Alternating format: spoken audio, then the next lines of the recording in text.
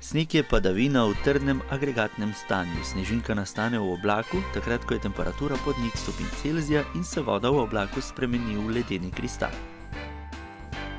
Danes mi je tale snežna kepa zelo uspela, postala je prava, čvrsta, snežna, krogla. Večkrat pa se zgodi, da kepe enostavno ne morem narediti, da sneg kar razpada. Zakaj je tako?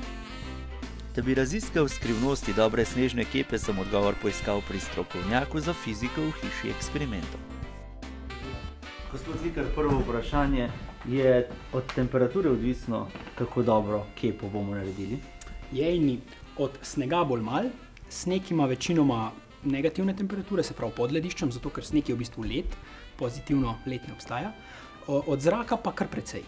Če so zelo negativne temperature, recimo -5, -10, je težje izdelati dobro kepo, kot recimo, če so pozitivne temperature, ko se sneg začne topiti. Naredimo potem kepo boljšo z golimi rokami, kot pa z rokavicami? Točno tako.